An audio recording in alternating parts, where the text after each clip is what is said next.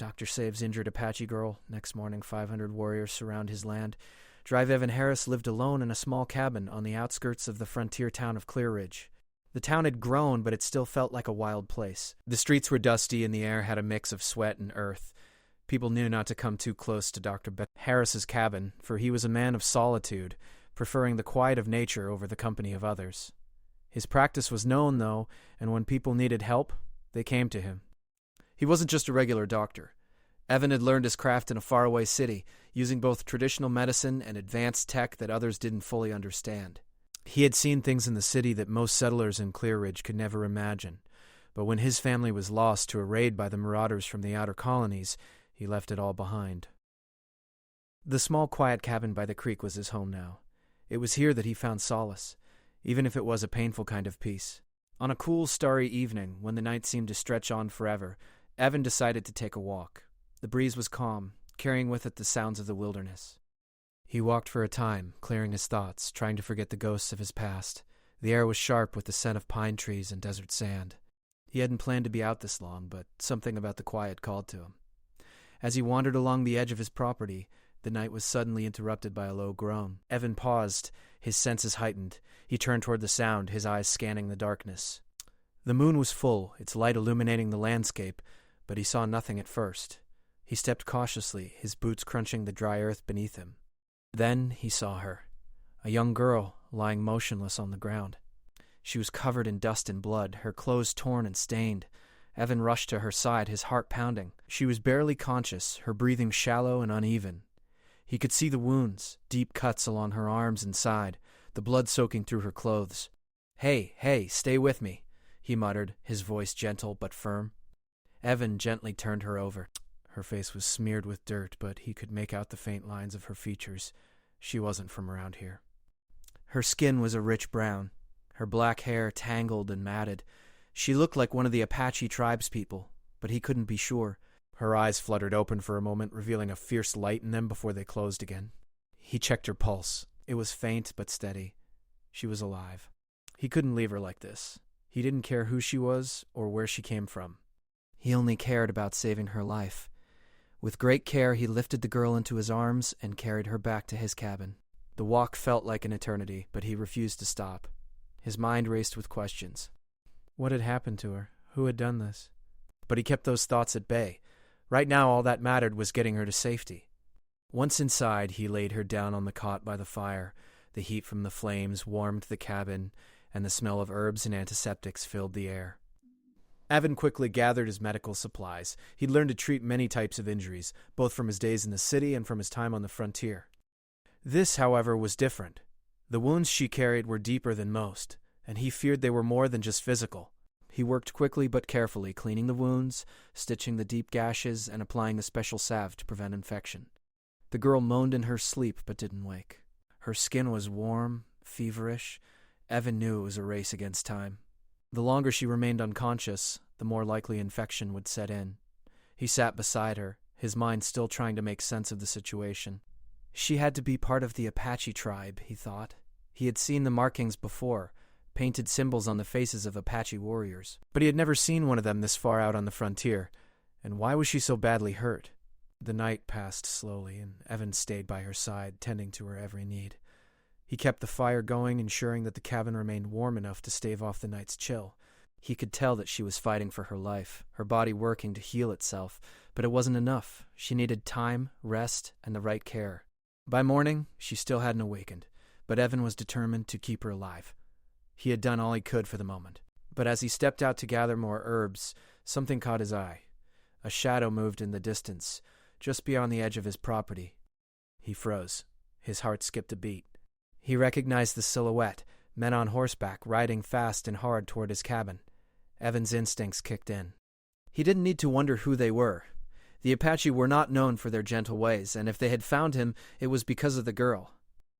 She must have been someone important. Perhaps the daughter of a chief or warrior? The riders drew closer, their faces hidden by hoods and scarves.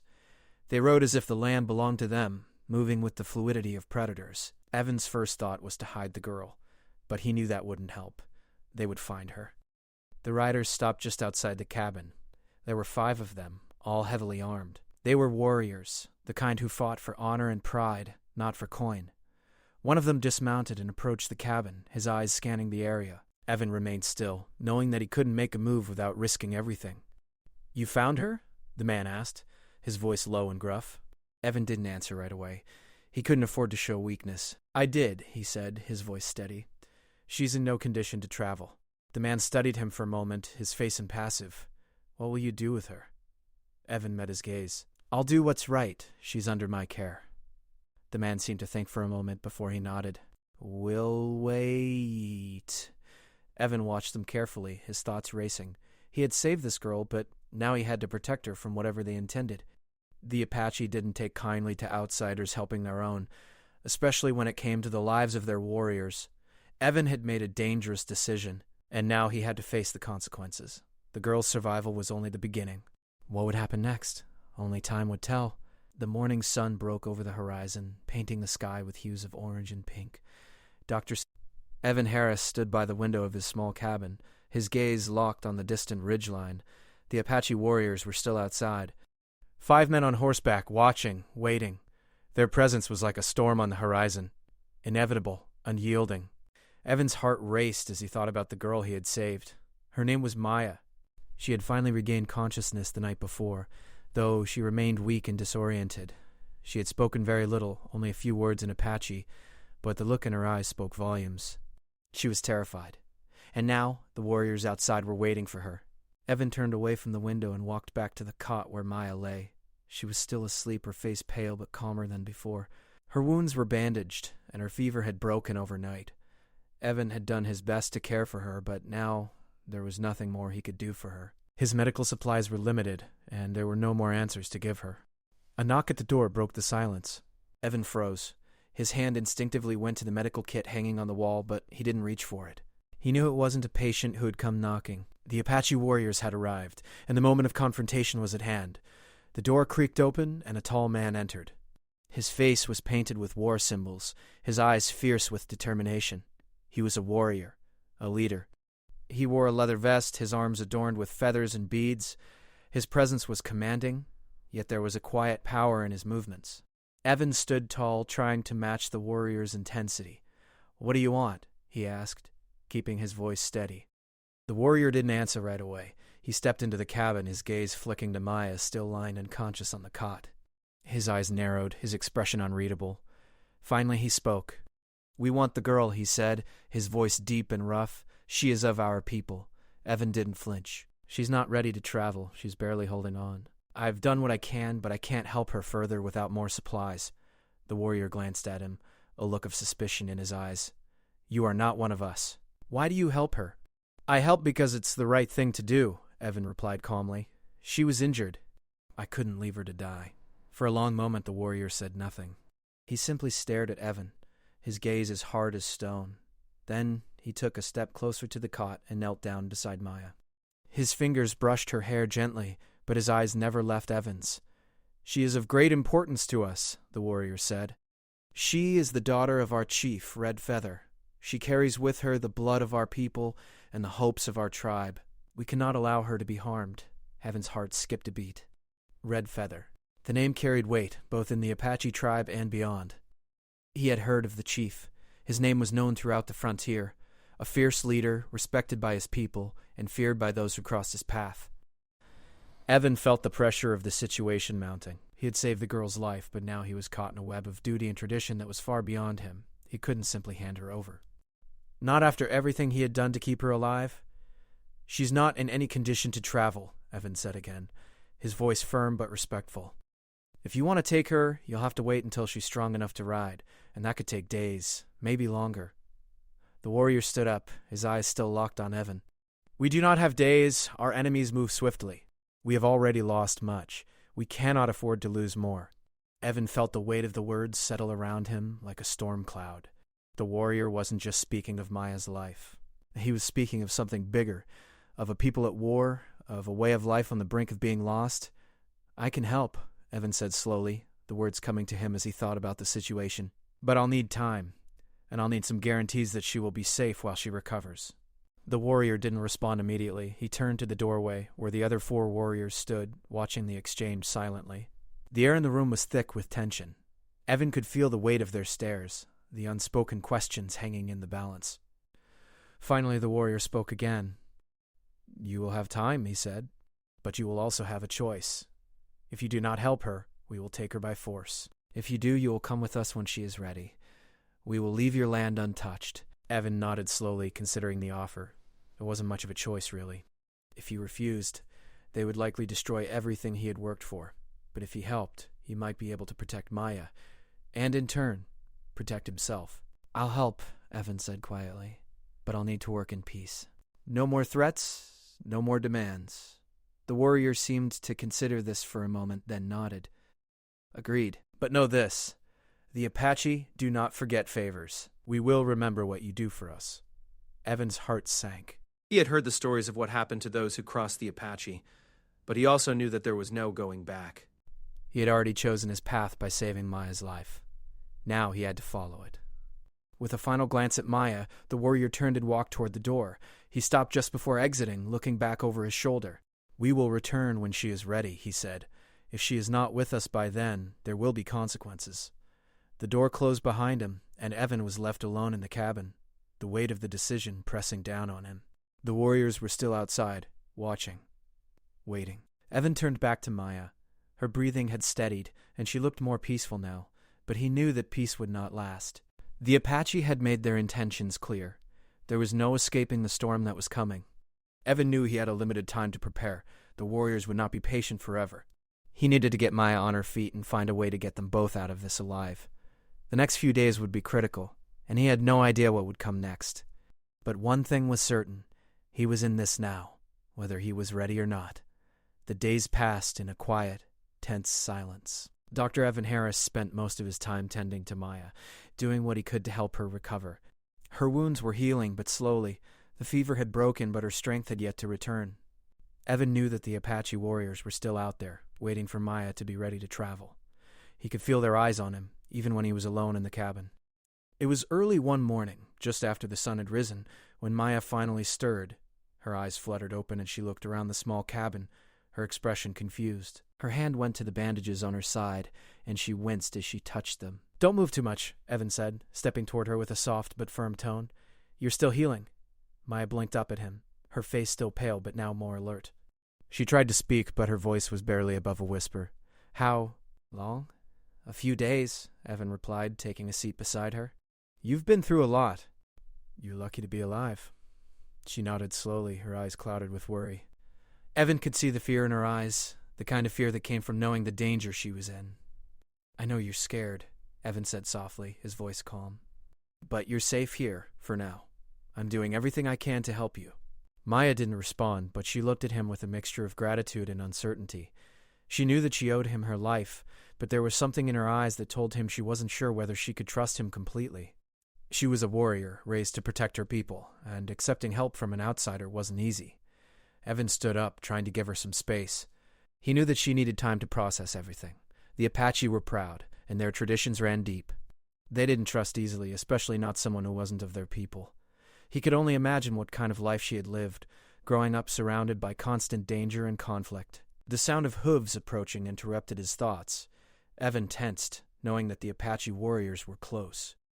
He walked to the window and peered out, seeing the familiar silhouette of the leader, the man who had visited him days ago, along with 4 other warriors. They were riding toward the cabin at a slow, steady pace. It was time. Evan turned back to Maya, who had already sat up on the cot, her face tense. She had heard the horses, too. She looked at Evan, her expression filled with a silent question. He could see that she was afraid, but there was also something else, something stronger, something deeper. "I'll talk to them," Evan said, his voice calm but resolute. "You stay here, and don't try to move around too much. I'll be back soon." Maya nodded, but her eyes never left him. She didn't want to be left alone. Evan could see the fear in her eyes, but also the strength. She was a warrior, even in her weakened state. Evan stepped outside, closing the door behind him softly. The warriors were already dismounting and walking toward him. Their leader, the same man who had entered his cabin days before, came forward. "You've done well, Doctor," the leader said, his voice as serious as ever. "The girl's condition has improved." "I've done my best," Evan replied, his tone neutral. "But She still needs time. I told you before, she can't travel yet. The leader studied him for a moment, his eyes piercing like he was trying to figure out what Evan was really thinking. You still refuse to help us fully? I'm helping her the best I can, Evan answered. But if you take her now, you risk undoing all the work I've done. She'll never survive the journey. The leader's gaze hardened, but he didn't speak for a moment. Instead, he turned and looked at his warriors, who stood in a loose formation behind him. Evan watched the exchange closely, feeling the weight of the decision hanging in the air. Finally, the leader spoke again, his voice more measured now. We will give you one more day, he said. After that, we take her, whether she is ready or not. Evan nodded. I understand. The leader gave a slight bow of his head. You have proven yourself useful. You have earned our respect. But remember, the Apache never forget. Evan stood silently for a moment, watching the warriors leave. His thoughts raced. One more day. He had one more day to make sure Maya was strong enough to travel, and one more day to figure out what to do next. Inside the cabin, Maya was waiting, her eyes filled with questions. She knew the warriors had come, and she could see the worry in Evan's eyes. What will they do? She asked softly, her voice still weak from the fever. I've bought you another day, Evan said, sitting beside her. But after that, you'll have to go with them. I can't stop them. Maya's eyes filled with sorrow, but she didn't say anything. She didn't need to. Evan could see the struggle in her eyes. She knew that going with the warriors meant leaving the safety of his cabin, but she also knew that she couldn't refuse her people. They were her family, and their ways were not her own to question. I will be ready, she said, her voice firm, though it wavered slightly. Evan looked at her, his heart heavy. He had done everything he could to protect her, but he knew that there was nothing more he could do. She was a warrior, and her duty was to her people. She had no choice but to follow them. But as he looked at her, he realized something he had known all along, but hadn't fully understood until now. Maya wasn't just a wounded girl he had saved. She was part of something bigger, something he couldn't change. And as much as he wanted to protect her, he couldn't stand in the way of her destiny. The next day would come, and with it, the choice that would shape both their futures. The morning sun rose early over the rugged desert landscape, casting long shadows across the frontier. Evan Harris stood outside his cabin, his boots sinking slightly into the soft earth. The Apache warriors had gathered again, a sea of stillness surrounding them. It was the final day. In less than an hour, Maya would have to leave, and Evan knew he couldn't stop it.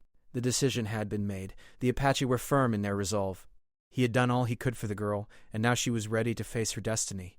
The warriors would take her back to their tribe, where her father, Chief Red Feather, would decide her future. Evan had bought her time, but he couldn't buy her freedom. Maya was still inside, sitting on the cot in the corner of the cabin. She had not spoken much since the warrior leader's visit the day before. Her eyes were full of sorrow, and though her strength had returned, there was a certain sadness in her gaze. She knew she would leave soon, and despite everything, it wasn't easy for her to say goodbye. Evan took a deep breath and walked back into the cabin. Maya looked up as he entered, her expression softening when she saw him. She hadn't spoken since he told her the news. She had simply nodded, a quiet acceptance in her eyes. You're strong, Maya, Evan said softly as he approached her. You'll get through this. Maya met his gaze, her lips pressed together tightly. I have no choice, she said quietly. My people need me. Evan could hear the weight of the words, the duty that she carried. He had seen it before, the same resolve in the eyes of soldiers, fighters, and those who had no choice but to follow a path set by others. He understood that now. She was no longer just a wounded girl in need of help. She was a daughter of a tribe, and her place was with them. Evan couldn't help but feel the loss. She had come to him in need, and in his own way he had become part of her story. But now, as the time for her to leave grew near, he realized that the fight was not his to win. The Apache were not to be bargained with. They had their own way of life, their own traditions, and Maya's destiny was one that Evan couldn't change. I won't forget what you did for me, Maya said, her voice steady but filled with emotion. I won't forget your kindness. Evan's heart tightened. He had done all he could for her, and now it was time to let her go. I'll never forget you either, he replied softly, his voice thick with unsaid words. A sudden knock at the door interrupted the moment. Evan's hand went instinctively to his side, where his revolver hung in its holster. He had no idea what the warriors planned, but he knew that confrontation was always a possibility. He was prepared, though his hope was that it wouldn't come to that. The door creaked open and the warrior leader stepped inside, his face unreadable as always. His eyes immediately went to Maya, who was now standing by the window, her hand resting on the sill. She looked calm, but the tension in her posture told Evan everything he needed to know. "It's time," the warrior said, his voice low and commanding. Evan looked at Maya one last time, his heart heavy. She nodded, her eyes filled with determination. She had made her peace with this moment, though it was clear it wasn't easy for her. Maya stepped toward the door, her movements slow but deliberate. The warrior leader stepped aside to let her pass. As she walked past Evan, she paused for a brief moment, her hand brushing his arm. "Thank you," she whispered, before stepping outside into the bright sunlight.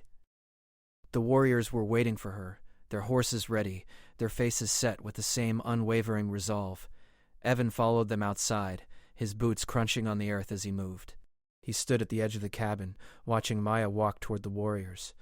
The leader gave him a curt nod, acknowledging that his role in this was complete. Evan had helped, and now it was up to the Apache to decide what came next. As Maya climbed onto one of the horses, Evan stepped forward, his voice low but clear. "Take care of her," he said, his eyes never leaving the girl who had come to him as a stranger but was now leaving as something more. The warrior leader didn't respond immediately. He simply watched Maya settle on the horse, her back straight, her gaze steady. It was a quiet moment, one that Evan didn't know how to break. But he knew that his part in the story had come to an end. "We will protect her," the leader finally said, his voice firm. "You have earned our respect, Doctor." Evan nodded, the weight of the situation pressing on him like a storm cloud. He had done his part. Now he could only wait to see what the future held for Maya, and what the Apache would do with their new ally. The warriors mounted their horses, and the group began to ride away. Maya turned her head just once, her eyes meeting Evan's from across the distance. For a brief moment, time seemed to stand still. She didn't say a word, but Evan could see the gratitude in her gaze. It was a silent promise that their paths would cross again, even if they didn't know when or where. As the warriors disappeared into the distance, Evan stood alone in the quiet of the morning, his heart heavy with the knowledge that the girl he had saved was now part of something much larger than himself. She had gone, but she had left her mark on him. He turned back toward the cabin, his thoughts swirling. The Apache had made their decision, and so had he.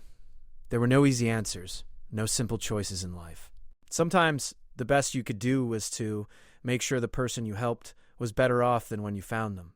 He had done that, and for that he was at peace. The frontier was a wild place, full of dangers and unknowns. But for now, Evan knew that he had played his part. He could return to his life, back to the solitude he had chosen years ago. But he would never forget Maya, and he would never forget the lessons she had taught him about strength, duty, and sacrifice. And as he watched the sunrise higher in the sky, Evan knew that in the end, the only thing that mattered was that he had made a difference.